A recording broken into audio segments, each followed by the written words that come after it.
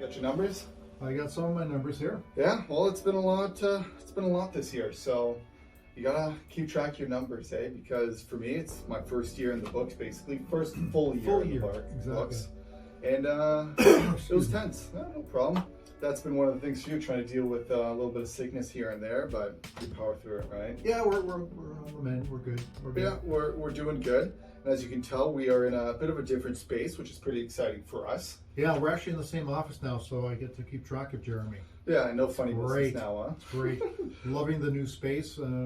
Actually, it was all set up while I was off for a little bit, had some health issues, and came back and just love this new space that we've got here. Yeah, it's creates some synergy. Yeah, and thankfully we like the same music, so it's not too bad when we mostly the same music. Yeah, there's a couple of discrepancies with my music, but for the most part we're pretty good. Well, let's get into this, Gary. Let's dive into it. Let's talk about a little about 2022, what it was like, because it was a roller coaster ride to say the least. Yeah.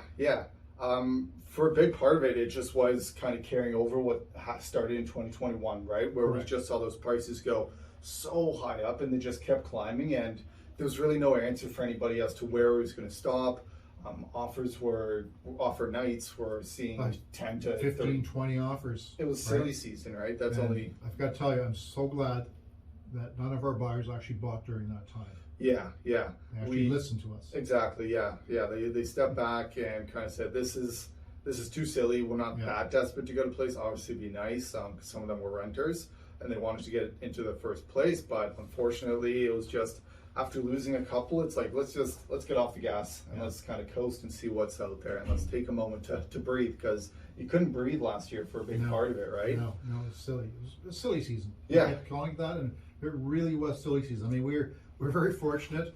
We had a bunch of listings, and we were able to sell, so our sellers were able to capture that.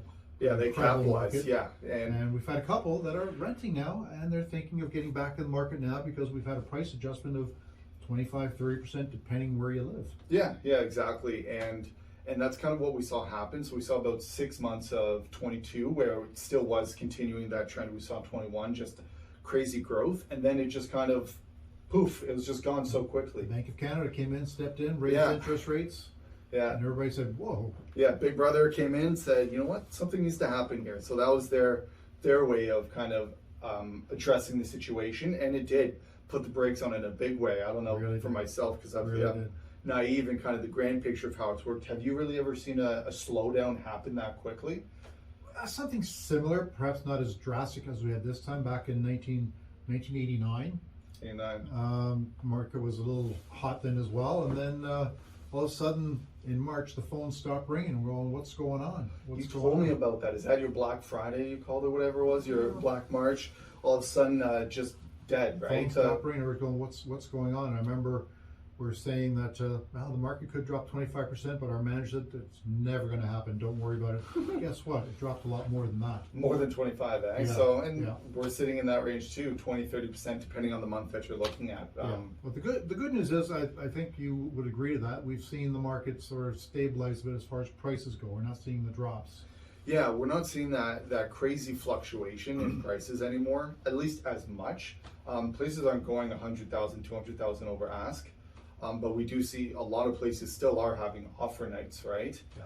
And especially in that first-time buyer range. Yeah. When I say first-time buyer, that's still in the $600,000 to $800,000 price range. Yeah, it's crazy. Yeah, it's crazy that you say $600,000 to $800,000, and that's supposed to be a first-time buyer, right? There's really nothing below that, unless you start looking at small condos, really, or you can find small condos. You can find bachelors in Oshawa by the college for like $350, $400, something like that. But they're how many square feet are they? Yeah, you got 350. Yeah, right. No, it's not really a place you want first-time home buyers to get into from the perspective of starting a family, kind of starting that journey that a lot of people have been trying to get on, right? And that's what we're noticing happening in 2023. The prices, like you said, they've been stable for what, 4 months now? No, not quite. 3 months. I don't think that long, but probably since the end of November, sort of thing. Right? Yeah, about end of November, when we got the numbers, it was showing that there was actually a 0% change in the pricing, right? Yeah. And we haven't seen that in a long time, where it's actually become plateau. We did see decline in the later half of 2022, but like you said, in that November range, we started to see a plateau, and it's still doing that right now. That's what we saw for December, and we're probably going to see that in January as well, just kind of zero change in the actual numbers. I do think there's buyers out there who are pre-approved for 90 to 120 days, so I do see we're seeing activity in that first-time buyer range. Yeah. We're actually seeing multiple offers in that range. Yeah. Because they've got a window. A window, right? exactly, to get it done, because the interest rates will probably go up again. I think they will slow them down, maybe a quarter point here and there. What are we sitting at right now? Well, prime's at 6.5. 6.5, right? Right, so I do think we might reach 7 as far as prime goes. Yeah. Right. So that's that kind of shows why we could be seeing so much activity for first-time home buyers, because it's just there is very little inventory in that range too. Yeah. Like we had a listing put on the market last week in South Ajax, and looking for comparables, trying to decide on a price point, and it's like we have to look back 5-6 months, even more so, to be able to find things that are similar. And the problem is when you start looking back that far, looking back that far, the prices don't really reflect the current market, right? Where you're seeing that it was probably inflated back then, right? Where a place is going for $100,000 over ask, and all you have to do as a realtor is put a sign in the yard. Those days are gone. We're back to rolling up your sleeves. Are you rolling up your sleeves? I was actually going to, but I wanted to look a little more serious today, so I left the sleeves down. No, I personally enjoy this market. It wasn't right before. It just didn't make sense to me. Yeah, no, it doesn't feel good kind of being in that position where you show somebody a house and you're like, yeah, it's priced kind of around where you can afford. We can go higher if need be, and then we end up 150,000 over, and you're still competing with 4 or 5 people at that price point. Well, the nice thing now is for the most part, you're able to negotiate again, which that art's been lost. Yeah, it's where the buyers can actually come to the table and actually have a conversation about what they expect from the sellers, or the shortfalls of the property. That's why they've priced it, bringing an offer in accordingly. Yeah, exactly. And you weren't able to do that before. You just put your best foot forward and hope that it lands somewhere, and a lot of times it didn't. You had to put both feet forward. You just had to jump, right? Yeah. And that's exactly what happened with a couple of our buyers, that they were looking last year out in the Durham region, and it was just chaos. It was really hard, and we felt so bad that we're getting to these situations where we're looking at smaller houses in like Oshawa, right beside the Oshawa mall. So it's not necessarily the best of areas.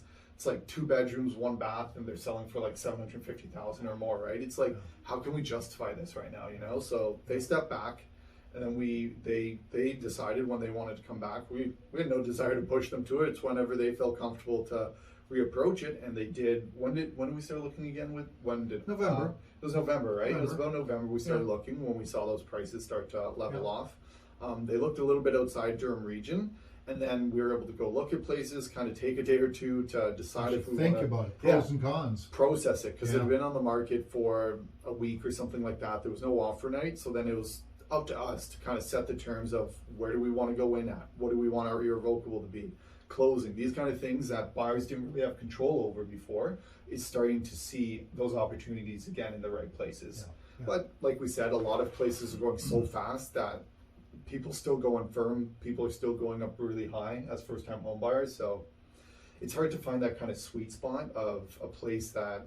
But what's interesting is we just had a listing that we sold, and we had a bunch of offers, and it was kind of refreshing to see that the buyers can actually have a condition on financing and inspection, so they know what they're getting themselves into, and we don't have surprises at the end of the day, because we had pretty well every listing we've had last year that sold, we had delayed closings because there's issues with financing because the market has adjusted. Yeah, exactly. And although people say, it's easy to say like, the banks are going to approve me. They approved me before, but it's another thing when, who knows, a week goes by, something changes with the rates or anything or your situation. The banks right now are not dealing with anything like that. No, they want their security. Hard. They want their security, so they're going to make sure that the value is there. Yeah. And if it's not there, which we had happen, people have to come up with the extra money, and that's not always easy. Yeah.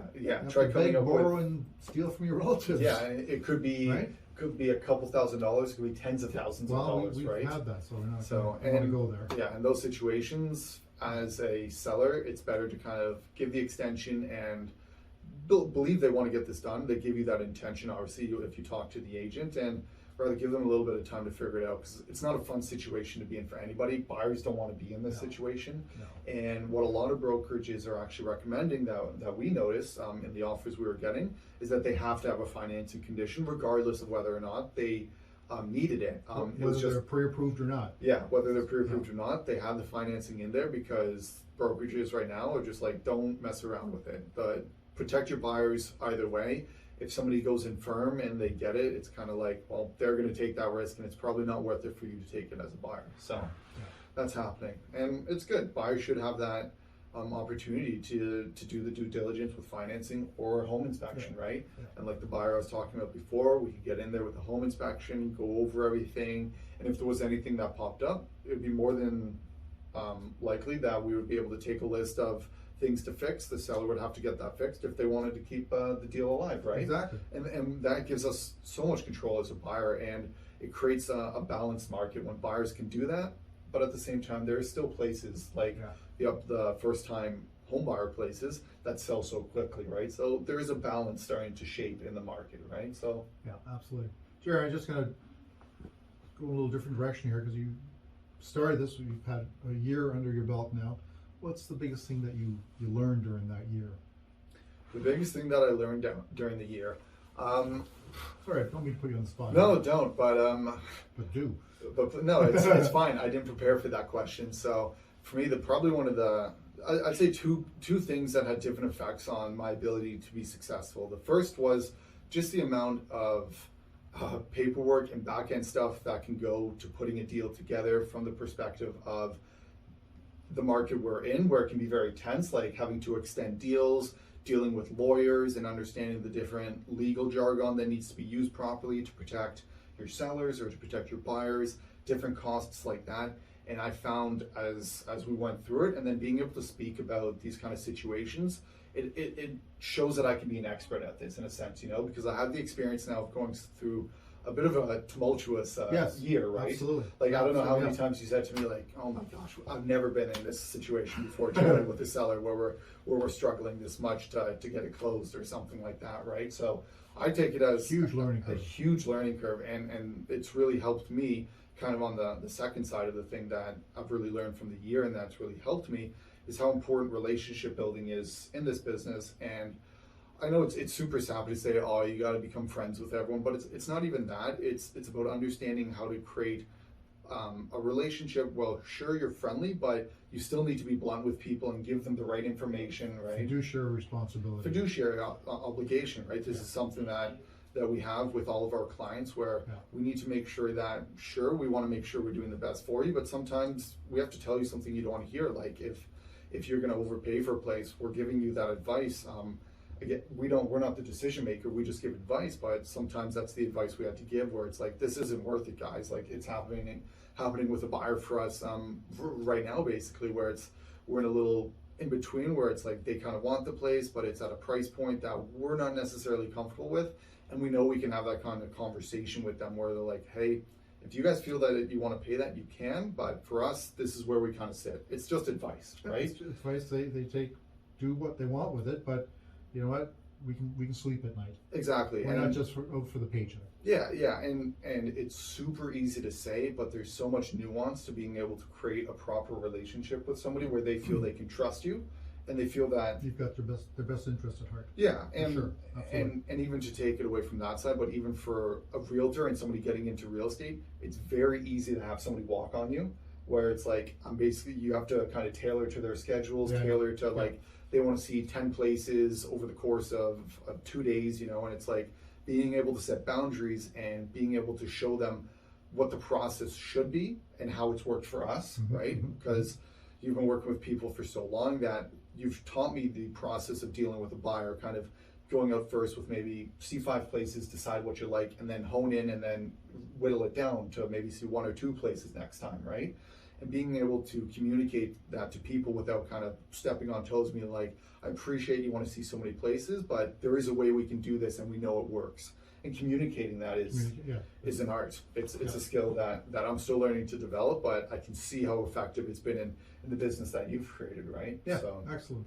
So it's been a steep learning curve for you, but you know what? It's very valuable to have that learning curve now as opposed to later. Yeah, so exactly. You've seen the peaks and the troughs. Yeah, right? And that's what's made 2023 really exciting for us both, right? Yeah. I'm sure for you it's a learning curve of trying to deal with a new agent, you know. What's that like for you? A little seriousness, you know, what's it like dealing with I'm so grateful that you're on board with me because you actually listen, you're coachable, which is so important. As opposed to, well, I know everything. You don't know everything. I don't know everything either. I'm not saying that. But that the fact that you actually will take information to heart and process it, and we can talk about it. Yeah, right? It's not too combative. No, it's not too combative at all. So no, I'm very grateful that you're on board with me, and we've got no place to go but up, and we're going to service lots of people. It's all about giving service. Yeah, and that's kind of like the mission that you've created in your business, and that's something that we've talked about wanting to go into 2023, right? Right. Because some of the things that I'd like to do in the business is kind of not just evolve parts of the business, right? Like, because you've created a business that's really good at servicing people and providing for them, where they know that you're in their corner, right? Where it's where you're their friend and you're showing them that you have a very committed relationship to doing what's best for them, right? You're always doing what's best for them, and I want to take that to another level by providing more service in a sense, right? And this is something we've talked about from like the staging perspective, making sure that we're covering the cost of staging for them, making sure their places is to the nines, and making sure that they know that we're caring for them, providing a turnkey solution in a sense, right? Turnkey, where we're doing everything for people to make sure they feel that they're being looked after.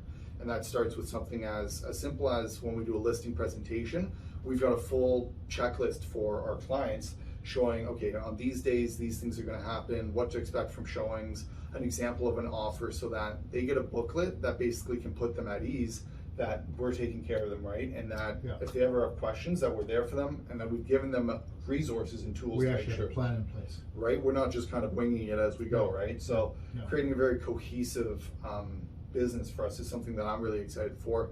With the technology side, right? Being able to incorporate that, like we do a lot of drone videos, and being able to promote more online for people so that we can get activity on our listings, or being able to help and find buyers too. So it's exciting times for us in 2023. I think. And this year we're going to have a couple of micro events. We're humming and hawing about that, right? Doing some micro events. Basically, we want to be able to thank our clients as much as we can, because we'd be nothing without you. So one way to do that is through micro events. It's literally a no obligation kind of show up at a cool thing and hang out for a bit. So that could be like a brewery tour in Durham, because I know they've got a new brewery in Ajax, and like inviting 10-30 people out and just showing appreciation for these people that they are staying connected to us, and that whenever the time is right, they're happy to call on us. And we want to pay it forward to those people with something like a micro event, and doing a couple through the years, so that it's like whether one of them might be a brewery or a wine tasting, or maybe going and doing a rage room, or doing axe throwing. It's like, it can be anything. Ooh, axe throwing, that could be dangerous. Yeah, it depends on the clients that we're looking to attract, right? But just the idea of like doing something fun and exciting to kind of say thank you. Client appreciation people, right? events. And I know that's something that you've done for a very long time. Yeah, we have. We had to suspend it, obviously, because of COVID, and hoping to get that going again this year. We have a client appreciation brunch at Whitefield Golf and Country Club. Yeah, it's a beautiful spot, the end of the year. And wanting to get as many people out as possible, and just have a big get together. Let's get together and just say hi to everybody, and thank you for your continued support. Yeah, and with that, thank you guys. Appreciate you tuning in. If you made it this far into the video, you guys are the best. But hopefully some of you have made it. Yeah. Thank you so much, guys. Thanks a bunch. We really look forward to the new year and keeping you guys in the loop. And let us hear from you guys. What do you guys got planned for 23? What you guys do in 2022? What was exciting? And we'll be talking, guys. If you need anything, let us know. For sure. Take care. Bye-bye.